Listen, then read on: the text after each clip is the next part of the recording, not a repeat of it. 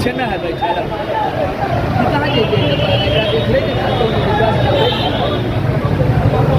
रुकेगा रुकेगा हाथ हाथ से आम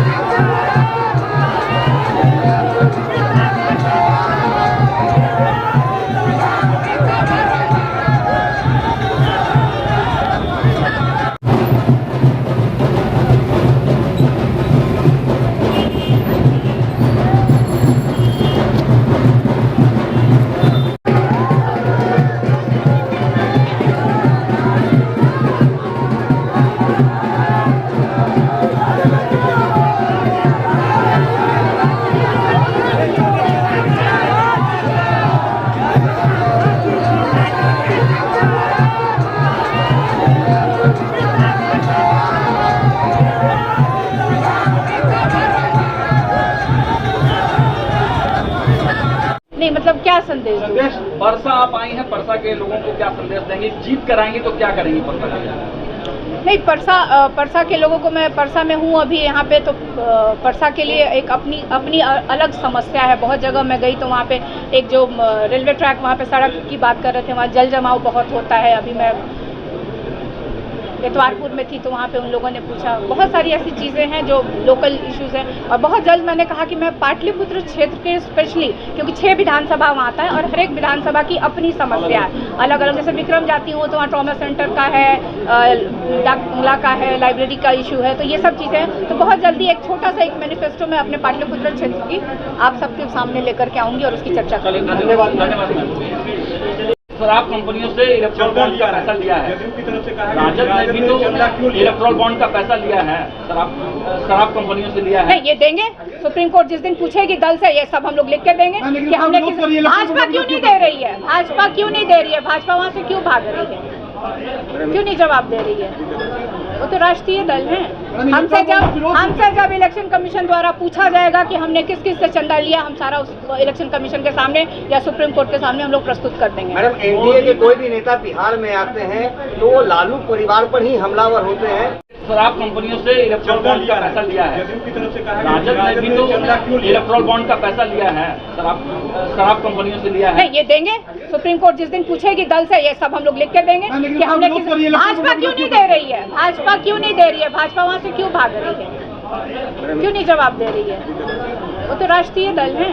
हमसे जब इलेक्शन कमीशन द्वारा पूछा जाएगा कि हमने किस किस से चंदा लिया, हम सारा उस इलेक्शन कमीशन के सामने या सुप्रीम कोर्ट के सामने हम लोग प्रस्तुत कर देंगे। मैडम, एनडीए के कोई भी नेता बिहार में आते हैं तो वो लालू परिवार पर ही हमलावर होते हैं।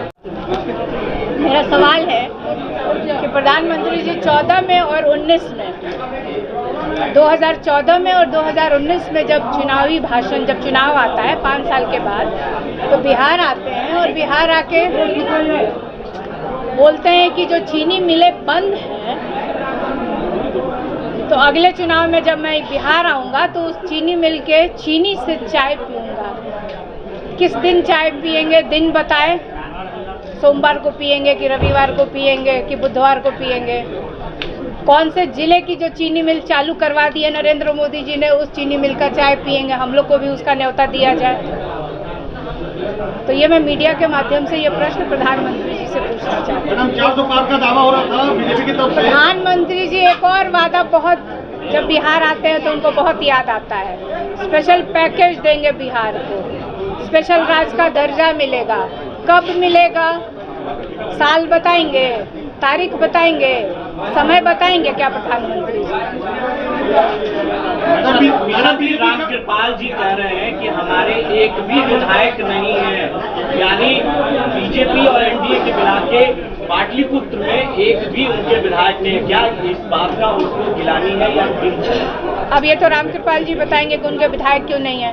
और जितने भी 40 लोकसभा के जो प्रत्याशी हैं एनडीए गठबंधन के, क्या वो अपने चेहरे पे चुनाव लड़ रहे हैं? वो तो नरेंद्र मोदी के चेहरे पे चुनाव लड़ रहे हैं। तो देखा जाए तो एक तरह से सांसद भी नहीं है।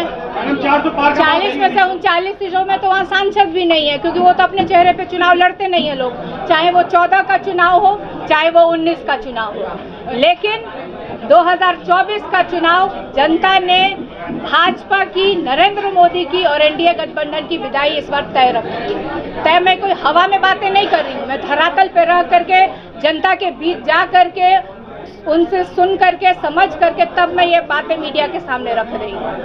रामकृपाल जी को 2 बार मौका मिला, सांसद महोदय को 2 बार मौका मिला। उनसे आपके माध्यम से मैं प्रश्न पूछना चाहती हूँ कि पाटलिपुत्र संसदीय क्षेत्र के लिए उन्होंने कौन से डेवलपमेंट के काम कराए, अपने निधि से अपने तौर पे उन्होंने क्या किया, कौन सा डेवलपमेंट? क्या कोई यूनिवर्सिटी उन्होंने खुलवा दिया है? क्या कोई फैक्ट्री लगवा दी है? चिराग पासवान ने कहा है कि आपके परिवार के पार्टी का नाम बदलकर रामकृपाल जी ने परिवार पार्टी रख दिया, परिवार की पार्टी, राष्ट्रीय परिवार पार्टी नाम दिया है क्या?